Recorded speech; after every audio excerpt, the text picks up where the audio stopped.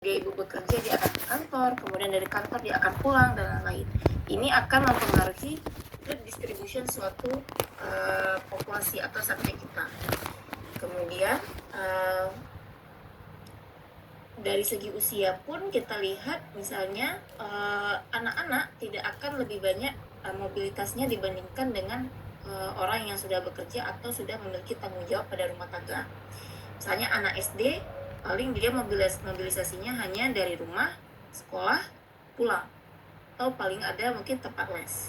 Nah, tapi kalau dibandingkan dengan orang yang sudah bekerja atau sudah memiliki tanggung jawab dalam rumah tangga seperti yang tadi saya sebutkan, dia bisa dari rumah mengantar anak, lalu pergi bekerja, kemudian pergi ke pasar, lalu kemudian menjemput anak lagi, kemudian mengantar anak ke les lagi, baru dia pulang ke rumah, nanti dia jemput lagi anak di les. Jadi ada yang namanya trip chain di situ. Kemudian pendapatan dan pekerjaan, bagaimana dia bisa memengaruhi dalam kita dalam melakukan perjalanan. Orang yang pendapatannya lebih tinggi cenderung kalau di Indonesia itu lebih memilih untuk menaiki kendaraan pribadi. Kendaraan pribadi ini pun tergantung lagi. Orang yang pendapatannya cukup tinggi akan menggunakan kendaraan pribadi roda 4. Nah, tapi kan orang yang memiliki pendapatan yang tidak cukup tinggi akan memilih untuk naik kendaraan umum atau kendaraan pribadi roda 2 bermotor. Lalu juga ukuran rumah tangga dan kepemilikan kendaraan mempengaruhi bagaimana perjalanan itu dibentuk atau didistribusikan. Semakin besar rumah tangga, otomatis dia akan semakin memiliki banyak anak, otomatis semakin banyak atau beragam lokasi-lokasi yang harus didatangi. Dan kemudian juga kepemilikan kendaraan mempengaruhi bagaimana dia memilih untuk melakukan perjalanan. Misalnya karena dia rumah tangganya besar, dia lebih memilih untuk menaiki mobil. Tapi bisa jadi juga karena dia belum pendapatannya belum sampai ke situ, dia akan memiliki lebih dari 1 atau 2 kendaraan pribadi roda 2. Kemudian status pekerjaan juga mempengaruhi sama seperti tadi, dan aksesibilitas moda. Misalnya kita bukan tidak mau menggunakan Transum, tapi aksesibilitas menuju ke kendaraan pribadi itu kendaraan umum itu tidak ada halte jauh dari rumah, atau kemudian kendaraan yang hanya dimiliki hanya kendaraan pribadi, ataupun jalan hanya bisa dilalui oleh kendaraan roda 2 misalnya. Jadi hal-hal inilah yang mempengaruhi perjalanan oleh suatu pejalan. Misalnya apakah dia bapak rumah tangga, apakah dia seorang bapak yang memiliki anak dan bekerja, apakah dia seorang ibu bekerja, atau dia hanya ibu rumah tangga, atau dia anak-anak, atau dia anak-anak dengan tanggung jawab di rumah tangga. Jadi banyak sekali karakteristik perjalanan, karakteristik pejalan yang bisa kita telusuri di sini. Dan hasil dari penelitiannya lumayan banyak yang cukup bervariasi dan beragam dan cukup menarik.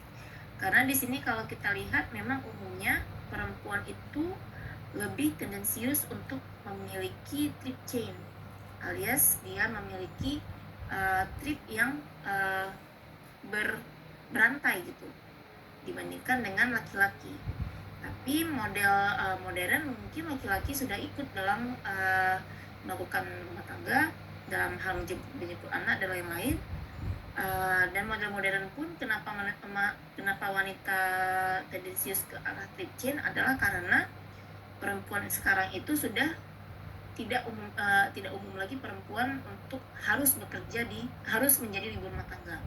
Jadi banyak ibu-ibu yang juga sudah menjadi working mom, jadi tripnya itu lebih bervariasi. Kemudian terkait dengan jenis kelamin, pada penelitian terkait dengan kendaraan umum. Jadi di sini kalau kita lihat memang umumnya yang menaiki kendaraan umum itu adalah perempuan. Bisa dilihat dari segi mungkin kemampuan dalam menggunakan kendaraan pribadi, atau akses, atau mungkin fleksibilitas yang diberikan oleh kendaraan umum. Mungkin juga terkait dengan pendapatan dan pekerjaan, tidak selalu sebanding dengan bagaimana orang menggunakan kendaraan umum, karena kalau kita lihat di Indonesia, terutama di Jakarta yang sudah sangat padat dan sudah sangat macet, kendaraan umum ini menjadi opsi yang paling fleksibel dibandingkan dengan kendaraan pribadi, karena kendaraan umum itu sudah memiliki jalurnya sendiri dan sudah lebih lenggang dibandingkan dengan kendaraan pribadi. Jadi ini disesuaikan lagi dengan karakteristik yang lainnya. Jadi makanya di tiap penelitian terkait dengan pola distribusi perjalanan ataupun melihat kualitas pelayanan, itu pasti ada pertanyaan terkait gender atau umur, setidaknya ada itu. Tapi ketika sudah masuk ke pola perjalanan, mungkin sudah ada terkait dengan pendapatan, jumlah kendaraan pribadi, dan lain-lain. Fungsinya adalah untuk ini. Oke, kemudian yang kedua ada karakteristik perjalanan. Jadi untuk karakteristik perjalanan ada beberapa hal yang perlu kita ukur dan kita perhatikan. Yang pertama, tujuan perjalanan. Apa alasan orang melakukan perjalanan? Jadi biasanya di penelitian terkait transportasi ini ada namanya travel diary. Jadi travel diary ini kita lihat dari beberapa jam, segmentasi jam, kita lihat kemana mereka berpergian dan apa alasan mereka berpergian. Misalnya jam 7 mereka keluar rumah untuk mengantar anak, belum pergi ke kantor tapi baru mengantar anak sekolah. Jadi di sini kita lihat segmentasi perjalanan dia untuk tiap jam. Jam 8 barulah dia pergi ke kantor misalnya. Jadi kategori tujuan perjalanan ini bisa perjalanan yang dalam hal ini daily basis, seperti pendidikan dan pekerjaan. Lalu kemudian ada perjalanan yang okasional tapi dia frekuensinya cukup sering, yaitu mungkin berbelanja keperluan sehari-hari, bisa mingguan atau mungkin 2 kali dalam seminggu dan lain-lain.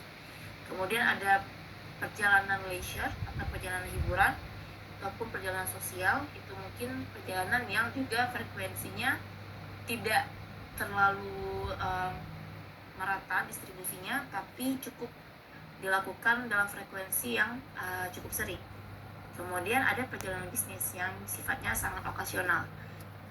Nah, jadi tiap kategori ini kita kategorikan untuk melihat frekuensi perjalanannya dan tujuan perjalanannya. Kemudian yang kedua terkait dengan pilihan moda. Nah, jadi kita lihat apa pilihan moda yang dipilih oleh pejalan dalam melakukan perjalanan. Nah, faktor-faktor penentunya sama seperti tadi, ada terkait dengan ekonomi, waktu, ketersediaan, dan lain-lain. Terkait dengan waktu, di sini mungkin kita lihat kalau transportasi publik di Banda Aceh belum cukup dependable dibandingkan dengan menggunakan kendaraan pribadi. Juga mungkin terkait dengan ketersediaan, transportasi publik belum cukup tersedia untuk koridor-koridor yang kita lalui misalnya. Lalu kemudian dari segi keamanan, dinilai menggunakan kendaraan pribadi cukup jauh lebih aman dan nyaman dibandingkan dengan transportasi publik misalnya.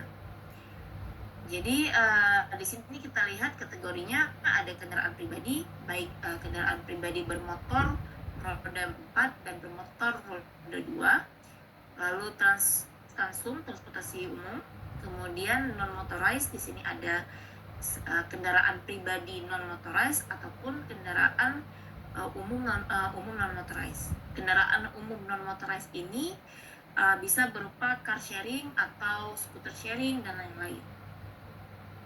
Kemudian ada ride hailing. Ride hailing ini ialah Grab atau Gojek. Jadi Grab atau Gojek itu bukan kendaraan umum, tapi dia adalah ride hailing, dia punya segmennya sendiri. Karena dari segi kepemilikan kendaraan, jumlah angkutan yang dapat diangkut, semuanya itu tidak memenuhi untuk aspek kendaraan publik. Kemudian yang ketiga, kita lihat waktu perjalanan atau aspek temporal dalam perjalanan. Dimensinya itu adalah yang pertama waktu berangkat, durasi perjalanan, dan waktu tunggu. Jadi ada 3. Kapan dia berangkat, lalu seberapa lama dia berada dalam perjalanan tersebut, waktu tempuh dari origin hingga ke destination, kemudian waktu tunggu, seberapa lama misalnya dia ada transit di situ, di antara OD itu dia ada transit di satu halte, berapa lama waktu tunggu yang dia butuhkan untuk hingga dia kemudian melanjutkan perjalanan lagi. Nah, ini terkait dengan kualitas pelayanan untuk transportasi publik.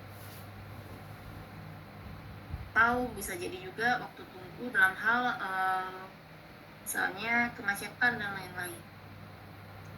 Oke, kemudian selanjutnya ada panjang dan durasi perjalanan. Jadi di sini kita lihat jarak antar origin dan destination dan waktu yang dibutuhkan untuk menyelesaikan perjalanan.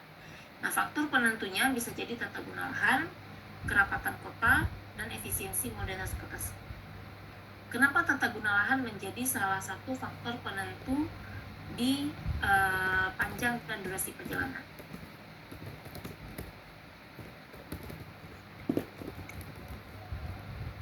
Ada yang mau menjawab? Menjawab. Silakan.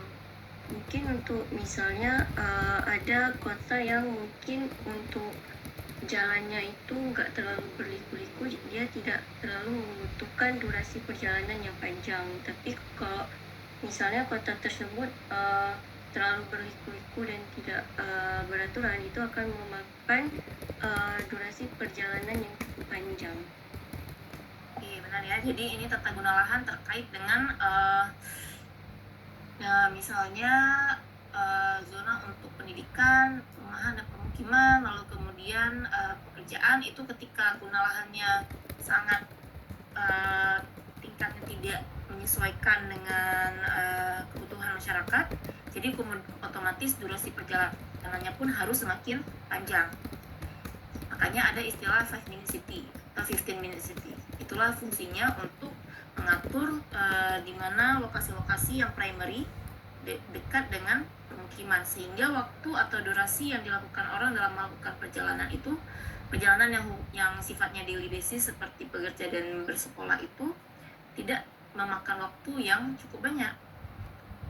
Sebenarnya di Indonesia sendiri ada istilah sekolah-sekolah rayon. Itu juga fungsinya untuk supaya orang yang rumahnya di situ, rayonnya di dekat dengan rumahnya. Fungsinya adalah untuk mengurangi durasi perjalanan, salah satunya itu. Tapi permasalahan yang baru muncul ketika ternyata akses distribusi kualitas pendidikan tidak merata distribusinya, sehingga banyak orang yang memilih untuk keluar dari rayonnya. Jadi itu termasuk permasalahan yang baru lagi. Jadi permasalahannya bisa berlapis, di mana transportasi bisa menjadi salah satu aspek penting yang perlu kita dalami juga. Kemudian yang berikutnya ada frekuensi perjalanan. Jadi jumlah perjalanan yang dilakukan oleh suatu individu atau rumah tangga dalam periode tertentu. Biasanya mungkin ukurannya itu sehari, dalam periode hari per hari. Jadi faktor yang mempengaruhi bisa dari usia dan status pekerjaan, kemudian karakteristik pelaku perjalanan. Lalu yang terakhir ada pola perjalanan berantai, seperti yang tadi saya bilang, yaitu trip chaining. Jadi di mana dalam satu rangkaian perjalanan terdapat beberapa tujuan sekaligus. Karakteristiknya itu lebih kompleks daripada single trip dan biasanya dilakukan oleh pengguna dengan tanggung jawab pada rumah tangga. Lalu kemudian ini fungsinya untuk meningkatkan kebutuhan dalam fleksibilitas moda dan efisiensi dalam melakukan perjalanan. Jadi kita sudah lihat ada sekitar 6 di sini karakteristik perjalanan.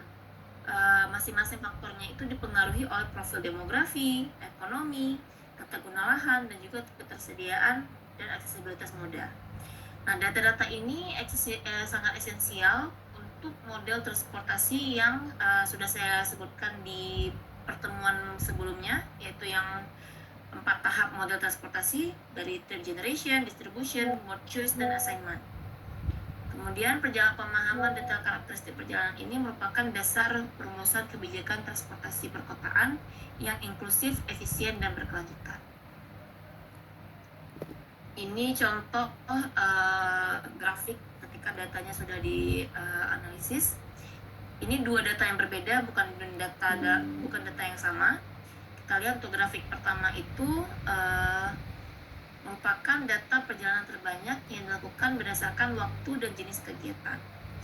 Jadi misalnya kita lihat untuk sekolah itu garis kuning, perjalanannya paling banyak baru dimulai pada jam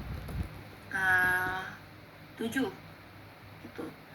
Tapi vehicle trips day-nya itu tidak sebanyak dengan orang yang commute atau family. Mungkin dikarenakan anak sekolah itu bisa pergi dengan sekalian atau efisiensinya.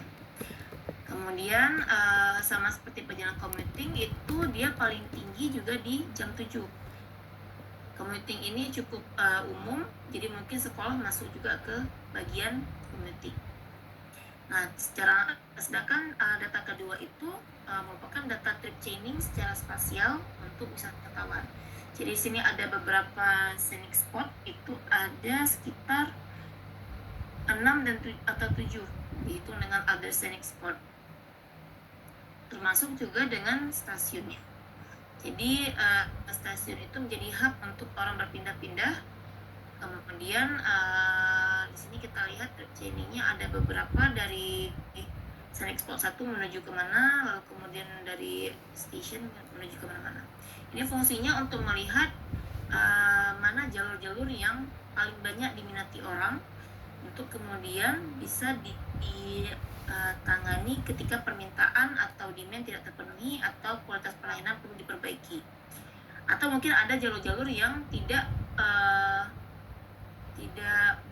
yang belum meng-cover beberapa scenic spot, sehingga itu bisa menjadi salah satu perencanaan rute baru untuk railway atau kereta api ataupun untuk perjalanan udara. Oke, kemudian ada yang namanya studi moda.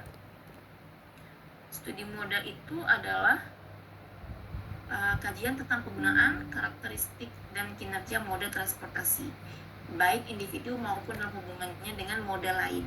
Jadi antar moda ataupun antar moda dan individu. Nah, tujuan utamanya yaitu untuk memahami peran tiap moda.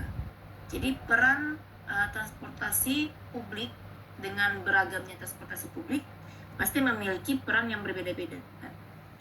Misalnya transportasi publik berupa bus akan berbeda dengan transportasi publik berupa MRT. Perannya itu akan cukup berbeda karena akses pelayanannya pun berbeda-beda. MRT akan mengambil koridor yang lebih luas dan lebih rutenya itu antar halte ke halte itu lebih jauh-jauh. Sedangkan untuk bus dia bisa mengambil lebih antar haltenya itu lebih dekat jaraknya. Jadi itulah peran yang harus kita pahami untuk tiap moda. Terus yang kedua, kita menilai karakteristik dan juga kinerja moda. Dan yang ketiga, kita analisis faktor penentu pilihan moda. Misalnya kita mau lihat mengapa orang lebih memilih menggunakan ride hailing dibandingkan dengan transportasi publik. Nah, kemudian kita bisa mengevaluasi kebijakan dan juga investasinya. Lalu kemudian kita bisa mengembangkan integrasi antar moda. Jadi dari satu moda, misalnya dari yang umumnya kita melakukan perjalanan dari rumah naik motor ke kampus, kita bisa integrasi dari rumah naik motor ke halte Transkutaraja, kemudian berhenti di bike sharing, kemudian masuk ke area kampus. Jadi hal ini penting untuk memahami pola penggunaan moda, faktor penentu pilihan, serta implikasinya terhadap kebijakan transportasi. Kemudian ada karakteristik moda. Di sini kita lihat berapa kapasitas jumlah penumpang per unit. Mungkin untuk moda-moda yang angkutan massal seperti bus atau MRT atau LRT, itu memiliki jumlah penumpang yang jauh lebih banyak per unitnya. Kemudian ada juga ride hailing yang hanya terbatas paling maksimal itu 4 atau 6 orang. Kemudian yang kedua, kecepatan dan waktu tempuh. Otomatis seperti MRT biasa lebih cepat dibandingkan dengan LRT. Kemudian ada biaya perjalanan, aksesibilitas, kenyamanan, keamanan, dan juga fleksibilitas yang bisa diberikan oleh suku moda tertentu. Kemudian ada faktor penentu pemilihan moda. Di sini ada sosiodemografi terkait dengan umur, pendapatan, dan lain-lain. Kemudian ada ekonomi, yaitu biaya perjalanan. Kemudian operasional moda terkait dengan frekuensi, jadwal, kecepatan, dan kenyamanan. Lalu konteks spasial terkait dengan guna lahan, jarak ke pusat kegiatan, dan yang terakhir terkait dengan psikologis dan budaya. Di sini ada biasanya persepsi status sosial, yang mana paling sering terjadi di negara berkembang. Persepsi atas penggunaan suatu moda, jika menggunakan moda transportasi di publik, persepsi status sosialnya pasti akan berpersepsi bahwa dia itu belum memiliki atau belum mapan dari segi pekerjaan dan pendapatan. Itu yang sering terjadi di negara berkembang. Seperti yang saya sudah cerita di pertemuan sebelumnya, di mana negara maju itu sudah lebih dulu merasakan the rise of automobile, tapi negara berkembang dia agak sedikit telat sehingga penggunaan mobil itu dinilai sebagai suatu tingkat kesuksesan. Lalu ini ada studi integrasi moda. Bisa kalian lihat di sini ketika kita menggabungkan beberapa moda untuk satu perjalanan dari first mile sampai dengan last mile-nya, dari rumah sampai ke tujuan akhirnya. Kalau kita lihat yang bisa jadi first mile itu ada beberapa pilihan. Kalau ke halte atau stasiunnya cukup dekat, bisa dengan berjalan kaki, atau agak jauh bisa dengan menggunakan sepeda ketika ada jalur pesepedanya, atau bisa dengan menggunakan ride hailing atau taksi, dan kemudian atau bisa menggunakan kendaraan pribadi kemudian diparkirkan di satu kantong parkir. Kemudian ketika sudah sampai ke stasiun atau halte kendaraan umum, bisa menaik beberapa public transport yang ada di situ, bisa dengan bus atau MRT atau LRT atau mungkin KRL dan lain-lain. Kemudian stop lagi hingga sampai ke stop yang terdekat dengan last mile-nya. Naik lagi dengan menggunakan sepeda atau skuter yang disediakan di penyewaan, berjalan kaki, atau dengan naik taksi atau ride hailing. Sampailah kita di tujuan akhir kita. Oke, jadi kalau kita lihat di sini beberapa aspek pentingnya. Ada yang diperlukan itu adalah terminal terpadu. Kemudian kalau kita mau memaksimalkan di active mobility, harus ada jalur sepeda dan pedestrian yang saling terintegrasi, saling terhubung, terutama di koridor stasiun tersebut. Jadi kalau kita lihat permasalahan sekarang di Transkutaraja, mungkin Banda Aceh sendiri belum memiliki jalur pedestrian yang saling terhubung. Tiba-tiba ada di segmen tertentu, tapi masuk ke segmen berikutnya sudah tidak ada lagi. Jadi ini salah satu aspek penting ketika kita mau shift menggunakan transportasi publik. Sama juga dengan sepeda, ketika mau lebih memperbanyak orang menaiki sepeda, jalur bersepeda yang aman dan nyaman itu perlu ada. Paling awal dan paling mudah adalah dengan menandakan bahwa ini jalur sepeda. Itu batasan yang bisa diberikan jadi ketika ada kecelakaan, dia sudah punya justifikasi mengapa dia tidak menjadi bersalah. Sudah ada jalur sepeda. Kemudian ada sistem tiket, integrasi tarif antar moda. Nah, ini mungkin juga menjadi salah satu yang belum ada di Banda Aceh, tapi untuk di Jakarta sudah ada aplikasi Jaklingko, itu sudah terintegrasi antara MRT, LRT, Transjakarta, dan juga KRL-nya. Dia bisa membuat satu perjalanan, kita tinggal buat origin kita di mana, destination kita terakhir di mana, kemudian dia merencanakan perjalanan kita, dan sehingga pembayarannya itu di satu pintu yang sama. Sama juga kalau misalnya kita mau buat di Banda Aceh, mungkin bisa ketika Transkutaraja sudah bekerja sama dengan misalnya Gojek atau Grab, atau bekerja sama dengan labi-labi gitu. Jadi banyak moda yang bisa kita gunakan untuk integrasi integrasi moda dalam satu perjalanan. Implikasinya ketika integrasi moda ini bisa terbentuk adalah dengan adanya peningkatan aksesibilitas dan kenyamanan yang untuk mendorong peralihan dari kendaraan pribadi ke transportasi. Jadi gimana konsep integrasi moda yang dari kalian yang kira-kira bisa diterapkan di Banda Aceh untuk masa depan? Ada yang mau memberikan idenya?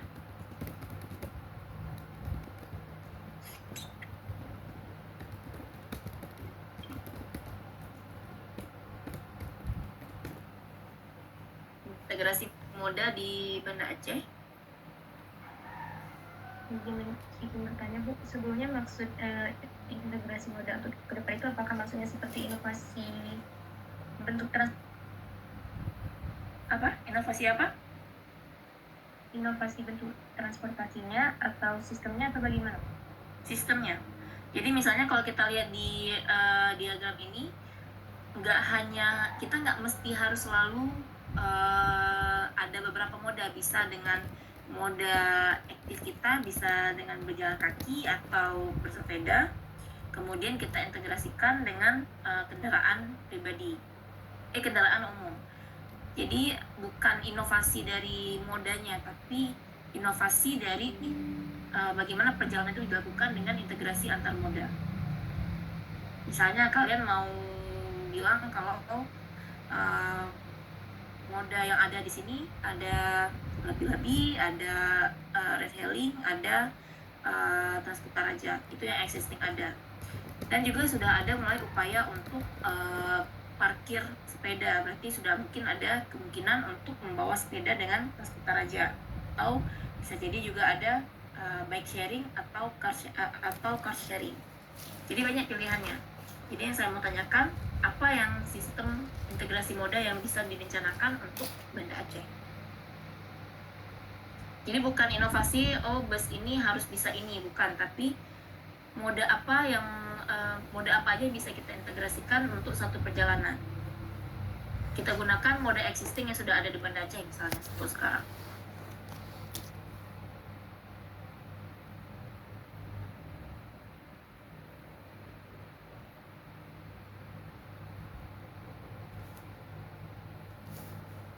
Izin menjawab Bu, Silakan. mungkin bisa kayak dari pelabuhan Ulena tuh kan sebenarnya udah ada Transkutarajanya, tapi yang bisa langsung ke bandara Bu, karena selama ini kan koridornya kalau nggak salah tuh maksudnya kita harus berhenti di titik tertentu baru sambung lagi ke ini biar lebih mudah dan mungkin lebih banyak orang yang mau pakai Transkutaraja bisa dari jadi turis-turis pun yang mau datang misal ke Sabang atau yang ke pelabuhan itu tuh turun dari bandara bisa langsung ke pelabuhannya langsung tanpa harus ada transit ke stasiun tertentu gitu Bu. Jadi integrasi modanya apa tuh? Dari pesawat, terus bus, terus kan kapal Bu. Oh oke. Integrasi moda ini bukan menghilangkan transit juga ya, karena mungkin terkait dengan koridor itu disesuaikan dengan perjalanan busnya sendiri. Misalnya kalau memang seperti itu bisa dengan kereta khusus atau jalur khusus untuk untuk perjalanan yang antar pelabuhan dan bandara. Tapi itu balik lagi dilihat dengan apakah diperlukan terkait dengan pelaku perjalanannya. Jadi umumnya hal itu agak kurang dilihat karena memang biasanya orang dari pelabuhan bisa, kalau misalnya pun transit di pusat kota, itu tidak menjadi suatu masalah yang cukup signifikan. Tapi kalau memang mau diperlukan ketika dilihat, memang orang dari Sabang itu pasti langsung ke bandara. Biasanya tidak akan biasanya gimana ya, punya satu moda sendiri untuk mengangkut pejalan dari pelabuhan menuju ke bandara. Tapi boleh kita anggap itu ada integrasi antar moda yang memang lebih cukup besar ya, dari moda air, angkutan air sampai ke darat dan juga udara. Tapi ini dalam konteks integrasi moda ini, konteksnya perjalanan dalam kota yang saya maksudkan di sini. Misalnya dari rumah kalian menuju kampus. Misalnya rumahnya tinggal di daerah Petalam misalnya. Petalam naik kalian diantar oleh orang tua, atau kalian berjalan kaki, atau kalian naik sepeda, atau kalian naik motor, kemudian ada fasilitas kantong parkir di dekat halte, kalian naiklah Transkutaraja di halte tersebut. Yang bawa sepeda mungkin Transkutaraja itu bisa bawa sepedanya ikut diangkut, kemudian pergi ke langsung ke misalnya halte teknik. Halte teknik udah sampai di halte teknik, kalian kemudian perlu naik misalnya perlu jalan kaki atau perlu naik Gojek untuk sampai ke titik terakhir kalian. Misalnya kalian kampusnya bukan di teknik, tapi kampusnya di MIPA atau di FKIP misalnya. Kemudian di situ kalian naik moda lain. Jadi itu integrasi modanya. Nah, gimana kita lihat integrasi kalau misalnya kalian mau bilang naik Gojek atau Grab? Integrasinya bisa dengan satu aplikasi yang satu pintu. Jadi itu aplikasi yang teknologi yang terbaru ini yang membantu dalam proses perjalanan kalian. Jadi dia yang merencanakan perjalanan kalian dari rumah kalian, misalnya kan harus naik Gojek. Misalnya ketika kita berbicara ketika Gojek itu telah bekerja sama dengan Dishub misalnya. Jadi Gojek ke transportasi ke halte terdekat, kemudian dari halte akhir menuju ke titik akhir bisa naik Gojek, atau bisa kalian hilangkan ketika kalian dari rumah menuju halte, kalian nggak mau naik Gojek, kalian bisa jalan kaki, pas sampai kalian baru naik Gojek. Itu integrasi antar moda. Itu baru koridor yang cukup sederhana. Tapi ketika koridornya sudah mulai ada transit antar koridor, lebih banyak tripnya, atau lebih banyak atau daerahnya lebih jauh daripada dari halte, mungkin moda yang kalian bisa gunakan akan lebih bervariasi. Itu yang dimaksud dengan studi integrasi moda. Jadi kalian bisa melihat data awalnya dari moda-moda existing yang ada di Banda Aceh, kemudian apa yang bisa dimanfaatkan dan apa yang perlu ditingkatkan dari segi kualitas pelayanan ataupun mungkin dari segi distribusi koridornya, itu sehingga didapatlah satu integrasi moda. Jadi kalau kalian mau berbicara terkait dengan penggunaan teknologi dalam transportasi, ini bisa menjadi satu pilihan dalam melakukan penelitian terkait kaitan antara teknologi dan transportasi. Kemudian ada studi kinerja moda. Nah, jadi kalau di sini kita lihat fungsinya adalah analisis untuk efektivitas dan efisiensi moda dalam melayani kebutuhan perjalanan. Nah, di sini ada istilah yang namanya load factor. Load factor ini adalah tingkat okupansi atau berapa persen kapasitas yang terisi dalam satu moda. Jadi kalau kita lihat misalnya pengguna Transkutaraja sebanyak berapa juta, tapi ternyata load factornya itu rendah. Berapa juta itu ternyata kumulatif dari tahun ke tahun, bukan berarti dia tiap harinya modanya itu statusnya 100% terpenuhi. Jadi Transkutaraja itu pergi dengan load factor hanya 10% atau hanya 20% dan lain-lain. Nah, jadi ketika okupansinya rendah, dibutuhkan restrukturisasi terhadap koridor. Mungkin dia itu belum tepat sasaran dalam menentukan koridor komitnya, sehingga target demand-nya, target pasarnya itu tidak terpenuhi. Namun ketika persentase load factor-nya itu sangat tinggi, diperlukan ekspansi armada atau frekuensi yang lebih sering lagi untuk tiap modenya. Lalu kemudian ada headway dan frekuensi. Headway ini adalah selang waktu antar kendaraan. Jadi kalau misalnya headway itu panjang akan menurunkan minat masyarakat. Headway itu antara satu moda dengan moda lainnya, berapa lama jarak yang diperlukan masyarakat untuk menunggu armada berikutnya. Kalau kita lihat sekarang perjalanan di Transkutaraja itu headway-nya cukup lama, ataupun mungkin permasalahannya tidak tepat waktu.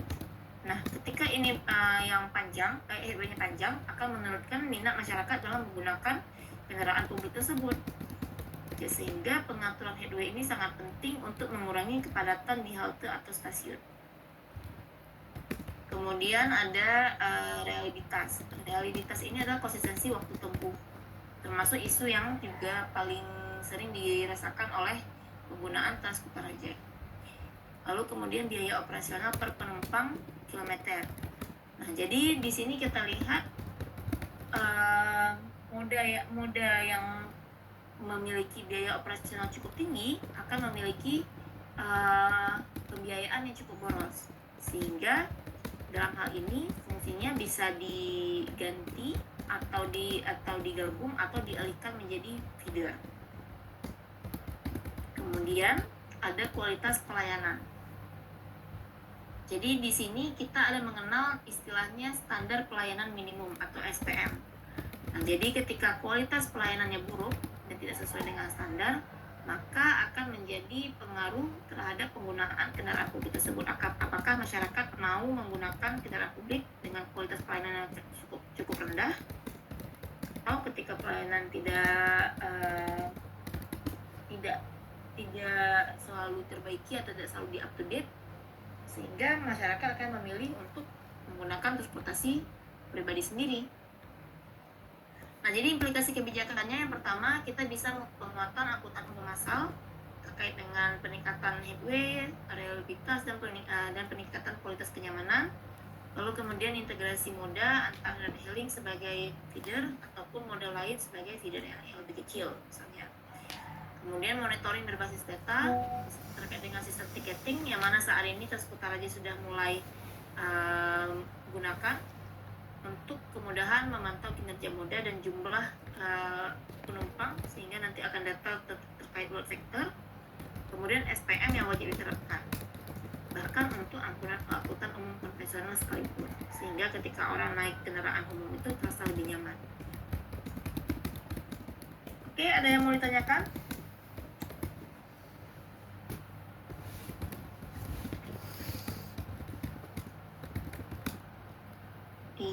Izin bertanya. Iya, silakan. Bu, kalau misalnya beca itu termasuk ride hailing atau enggak? Beca itu termasuk transportasi publik kalau di Indonesia, karena pertama dia itu platnya kuning, masuk dalam plat transportasi publik. Kemudian kedua, dia kepemilikan kendaraannya itu bukan kendaraan pribadi yang seperti motor atau mobil. Jadi beda dengan mobil itu dia platnya hitam, jadi sehingga kepemilikannya itu 100% milik pribadi. Kalau beca itu dia masuk ke transportasi publik karena platnya kuning mungkin, tapi dari segi angkutannya itu dia sangat lebih sedikit dibandingkan dengan moda seperti labi-labi atau bus. Tapi dari segi peraturan dia itu masuk ke transportasi publik. Baik, Bu. Terima kasih. Oke. Yang lain ada? Lanjutkan sedikit lagi. Ya, silakan. Saya ingin bertanya terkait pedestrian, Bu. Misalnya kan kalau di Banda Aceh ini, terkadang kita bisa salah memahami bahwa kalau trotoar itu kita anggap pedestrian, atau misalnya yang benar-benar dikatakan pedestrian itu bagaimana, Bu? Misalnya ada trotoar nih, kelebarannya cukup memang untuk pejalan kaki, tapi kita seperti menganggap itu tuh seperti bukan pedestrian, karena yang kita lihat juga terkadang pedestrian itu dia pemisahan ada dipisahkan oleh trotoar, di sebelah kirinya misalnya pedestrian dan terus di sebelah kanannya itu jalan. Jadi bagaimana kita benar-benar bisa membedakan antara pedestrian dengan trotoar itu? Jadi maksudnya perbedaan antara pedestrian dengan trotoar, karena kadang ada yang salah banyak menanggapi bahwa yang sebenarnya itu trotoar itu dianggap sebagai pedestrian karena memang kelebarannya yang cukup, atau memang kalau di Banda Aceh sistem pedestriannya memang ya berbentuk seperti trotoar itu. Iya, memang trotoar itu tepat di pejalan kaki. Jadi saya kurang mengerti yang trotoar yang kamu maksud tidak untuk pejalan kaki itu seperti apa, Rizi? Karena kadang ada trotoar Bu, tapi di trotoar itu kadang ditumbuhi tanaman gitu Bu. Tanaman di sepanjang trotoar itu sehingga kita menganggap sepertinya ini bukan pedestrian gitu. Oh, oke.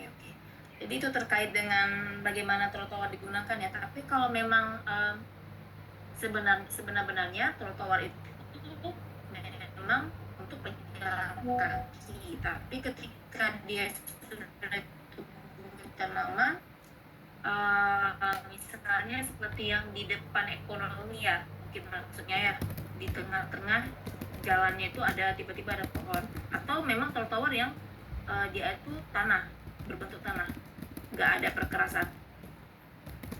Ada perkerasan. Trotoar yang dia ada perkerasan, di tengahnya ada pohon ya. Jadi kalau itu permasalahannya sebenarnya dia itu memang jauh dari pejalan kaki, tapi permasalahannya adalah ketika dia nggak mau mengambil badan jalan sedikit untuk pejalan kaki, tapi malah mengambil tempat di mana pohon tumbuh. Padahal pohon itu tidak bisa ditebang, tidak boleh tebang, karena memang dia termasuk salah satu aspek kenyamanan dalam pejalan kaki. Tapi kebiasaannya di Indonesia atau terutama di Banda Aceh aja kita lihat memang untuk memperlebar jalan aspal, sehingga trotoar yang dibuat sekarang itu seperti seakan-akan diada-adakan. Jadi ketika dia jalurnya sudah ada di pinggiran jalan besar, dianggap setelah dibangun dengan ketinggian yang cukup sekitar 15-20 cm, kemudian ditaruh perkerasan, meskipun ada di tengah-tengahnya ada pohon dan lain-lain, itu dianggap sudah menjadi jalur pedestrian. Padahal mungkin dari segi kenyamanan itu bukan jalur pedestrian, tapi jalur pedestrian itu harus selalu berdampingan dengan pohon kalau kita lihat sesuai standar kenyamanan jalur pedestrian ya. Karena pohon itu menjadi salah satu aspek kualitas dan kenyamanan. Kalau dilihat kalau kamu tanya itu jalur pedestrian atau tidak, itu jalur pedestrian. Tapi memang standar yang digunakan tidak sesuai dengan standar pejalan kaki. Jadi kalau di Kebang Sayang, seperti yang di jalur antara FEB dengan klinik itu kan sudah ditebang tuh beberapa pohonnya. Itu menjadi hal yang membuat orang lebih malas jalan kaki, karena pohon yang rindang itu termasuk poin plus dalam membuat orang mau untuk berjalan kaki. Tapi ketika perencanaan jalur pedestriannya itu malah tidak sesuai, alias mengambil jalur pot atau jalur pohon, itu juga mengurangi kenyamanan dalam berjalan kaki. Jadi yang seharusnya itu memang dia akan harus mengorbankan sedikit badan jalan, sedikit jalan besar diambil untuk kelebaran jalan kaki sehingga jalan kakinya akan lebih aman. Tapi kalau yang sekarang ini memang itu diterapkan untuk jalur pedestrian. Gimana Rizi? Sudah terjawab. Terima kasih Bu. Oke, kita lanjut sedikit lagi ya. Jadi kalau kita lihat sekarang kita masuk ke perencanaan sarana dan prasarana transportasi darat. Mungkin saya rasa semuanya sudah cukup paham ya terkait dengan sarana transportasi darat, itu sudah masuk ke mata kuliah infrastruktur. Jadi tujuannya yang pertama untuk keselamatan. Jadi dibuatlah standar atau peraturan terkait dengan transportasi untuk menurunkan tingkat angka kecelakaan, angka cedera, dan angka fatalitas. Kemudian untuk mengurangi kemacetan dan memastikan jaringan jalan dapat memenuhi permintaan. Kemudian terkait dengan aksesibilitas, dan kemudian keberlanjutan lingkungan dan lain-lain. Nah, fungsi terkait dengan perencanaan transportasi darat ini, yang pertama ada fungsi ekonomi. Jadi umumnya kita masih distribusi barang dan jasa itu melalui perjalanan darat, sehingga perencanaan transportasi darat itu perlu lebih memperhatikan beberapa aspek seperti misalnya beban yang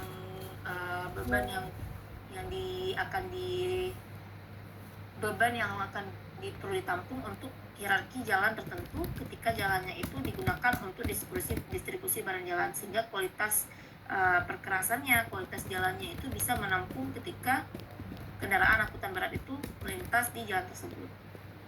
Kemudian juga terkait dengan kualitas jalan yang tidak berlubang dan lain-lain akan menghambat fungsi ekonomi ketika dia rusak atau terputus. Kemudian ada fungsi sosial, di mana di sini untuk meningkatkan akses masyarakat ke pendidikan, kesehatan, dan pekerjaan. Lalu terkait dengan aspek tata ruang, di sini kita akan mengarahkan pertumbuhan kota dan pemanfaatan ruang yang terkait dan terakhir terkait dengan pertahanan dan keamanan. Ini terkait dengan mitigasi bencana. Ketika ada bencana, sudah tersedia jalur-jalur evakuasi. Oke, jadi ini beberapa tujuannya, bisa dilihat sendiri nanti terkait dengan apa aja tujuan kita dalam merencanakan transportasi darat. Lalu kita lihat yang pertama ada sarana transportasi darat. Nah, jadi sarana sendiri adalah kendaraan dan fasilitas operasional di cakupan perjalanan darat. Yang pertama ada kendaraan angkutan orang dalam trayek. Dan trayek ini berarti unit kendaraan yang melayani rute yang tetap. Sudah ada koridor perjalanannya, sudah ada di mana titik-titik halte pemberhentiannya. Nah, jadi ketentuannya sesuai SPM, kendaraan harus layak operasi, standar layanan minimal meliputi kursi yang memadai, ventilasi atau AC, papan nama, tiket, informasi rute, dan fasilitas bagi penyandang disabilitas. Kemudian, angkutan ini penting sebagai aktor kunci peralihan dan dari kendaraan pribadi. Yang kedua, ada kendaraan angkutan orang tidak dalam trayek, yaitu layanan on demand atau semi terjadwal. Jadi dia berdasarkan permintaan. Nah, jadi hal ini bisa ojek konvensional, bisa ojek online.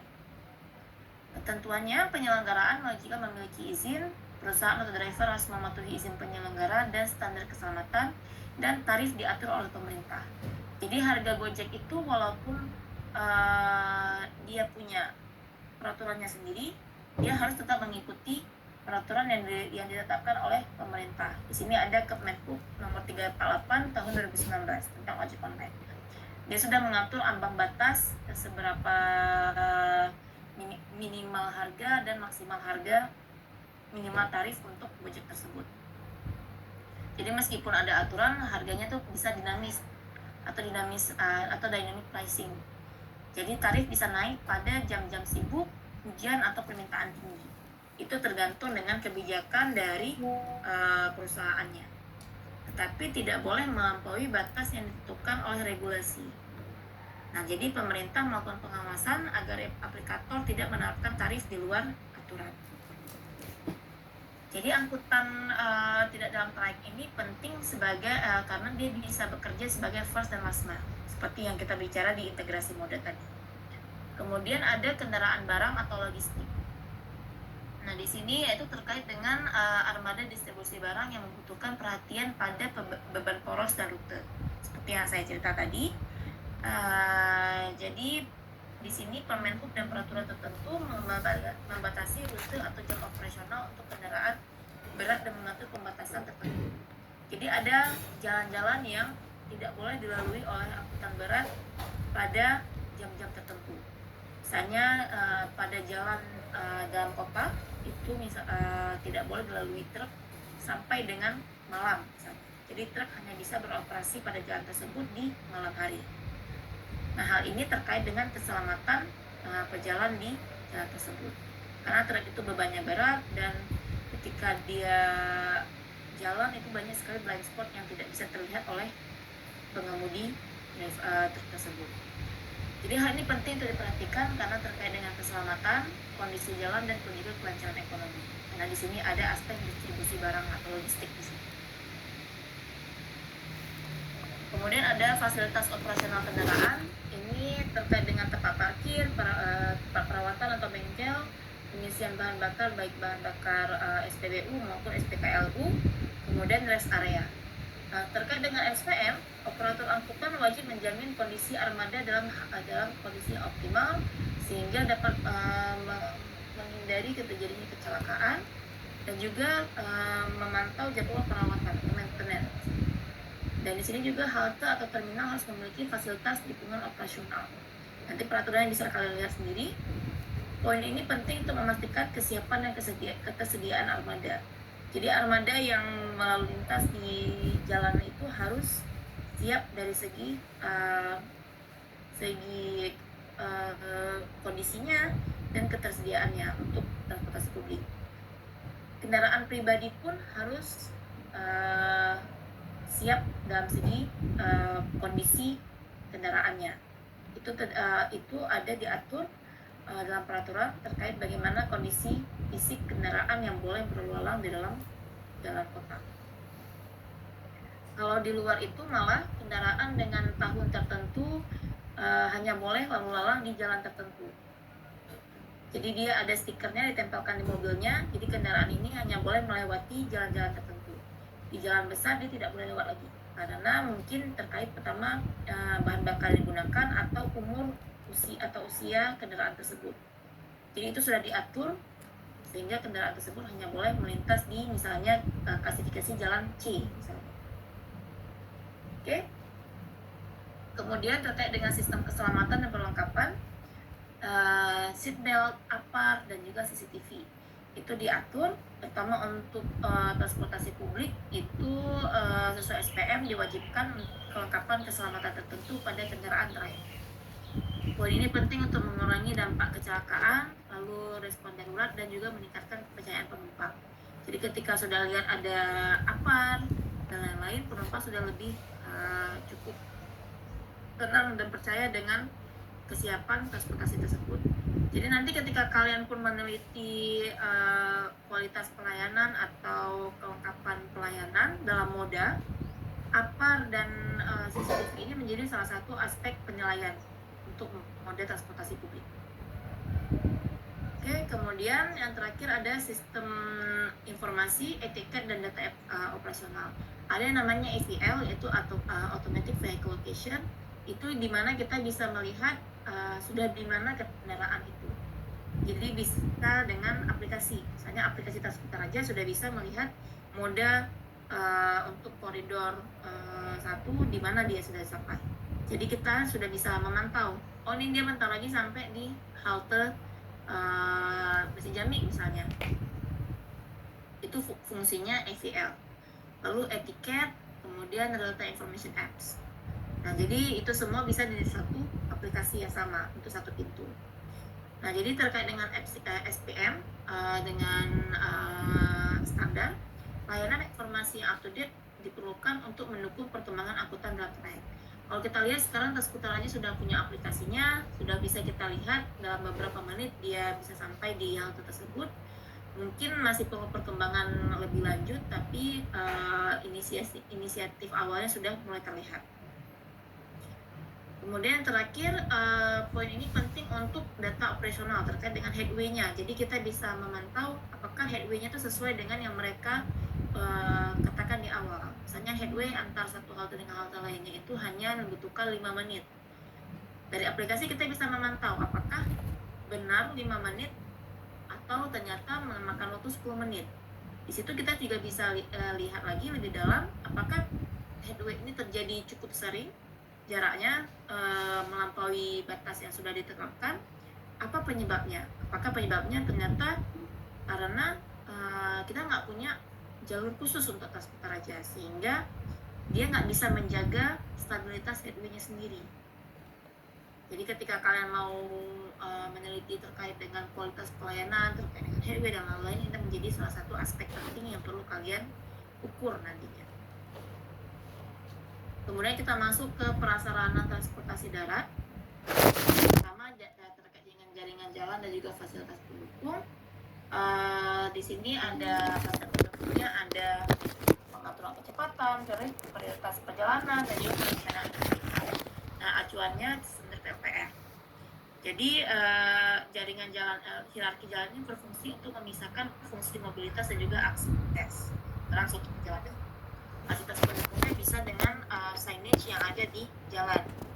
Jadi signage-nya ada, misalnya satu jalan arah, kecepatan maksimal 30 km/jam, atau juga dilarang berhenti dan lain-lain. Itu termasuk dengan fasilitas pendukung untuk jaringan jalan. Lalu kemudian ada geometri jalan, persimpangan, dan juga arus. Di sini terkait dengan lebar jalur, radius belok, sudut pandang, desain persimpangan, dan sistem sinyal. Hal ini untuk menentukan kapasitas jalan, keselamatan di jalan, dan juga aliran lintas. Keselamatan ini terkait dengan sudut pandang driver dan juga radius belok.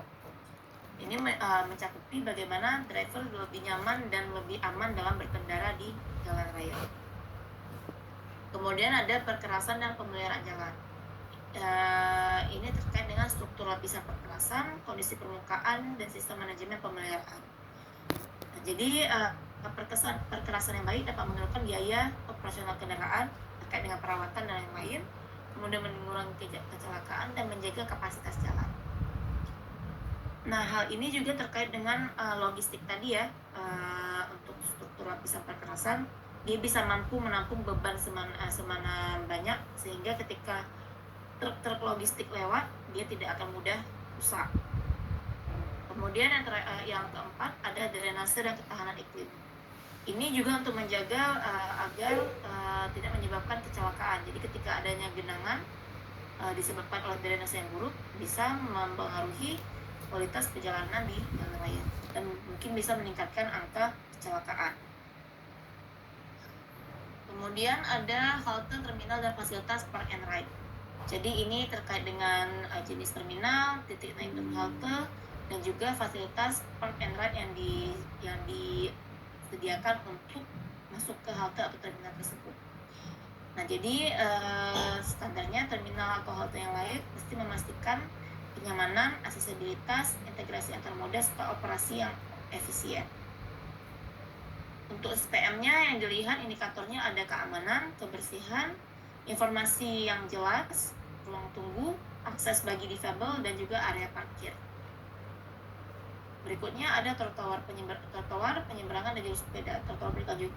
Di sini ada trotoar yang berkelanjutan. Jadi bukan yang terpisah dan terbagi atas segmen ya. Jadi dia itu berkelanjutan, sehingga ketika umumnya di koridor dulu yang diutamakan, koridor transportasi publik, sehingga ketika kita mau naik transportasi publik itu kita sudah bisa dengan pejalan kaki. Lalu rem yang disediakan karena trotoar kita lumayan tinggi, jadi harus ada beberapa rem disediakan untuk kemudahan dalam akses trotoar tersebut. Kemudian penyeberangan atau zebra cross dan jalur terpisah. Mungkin untuk zebra cross sendiri di Indonesia tidak terlalu diindahkan ya, karena meskipun ada pejalan kaki yang takut terhadap mobil, karena mobil nggak akan mau melambatkan kecepatannya ketika melihat ada penyeberang. Padahal harusnya ketika ada orang menyeberang di zebra cross dia harus didahulukan. Lalu lanjut terkait dengan top rem juga, mungkin rem ini menjadi hal yang diperlukan tapi ditakutkan dalam artian ketika sudah ada banyak rem disediakan untuk pejalan kaki, tapi yang naik ke trotoar malah kendaraan bermotor roda 2, jadi dimanfaatkan untuk hal yang lain. Padahal kalau tidak ada rem, mungkin untuk orang yang sehat oke-oke aja naik trotoar, tapi ketika ada disable itu menjadi satu permasalahan yang cukup serius. Hanyalah ketika disable tidak muncul di area perkotaan, itu bukan karena disable kita tuh sedikit atau tidak ada, tapi karena memang akses mereka di dalam perkotaan itu tidak ada. Karena untuk naik trotoar aja dia harus naik rem, yang mana remnya itu banyak tidak tersedia. Jadi aspek ini sangat penting untuk memastikan keselamatan dan kenyamanan pejalan kaki dan pesepeda, mendorong active mobility dan mengurangi emisi. Kemudian yang berikutnya terakhir itu ada marka, rambu, lampu jalan, penerangan. Jadi ini terkait dengan navigasi pengguna jalan, keselamatan di malam hari, dan kepatuhan berlalu lintas. Dan lain-lain, dan juga ada nanti bisa dilihat sendiri. Oke.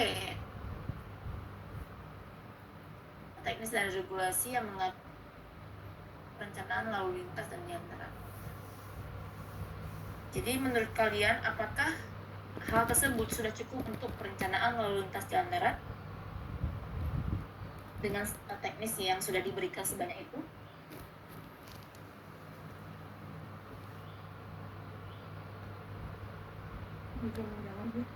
Ya, silakan.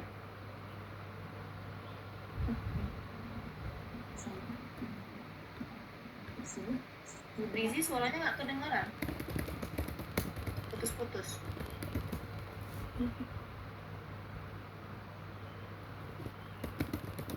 Oke, coba diulang, Brizi.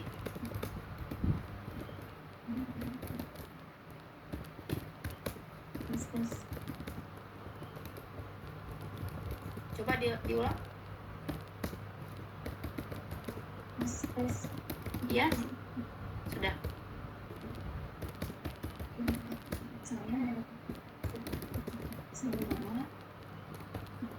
Sudah cukup.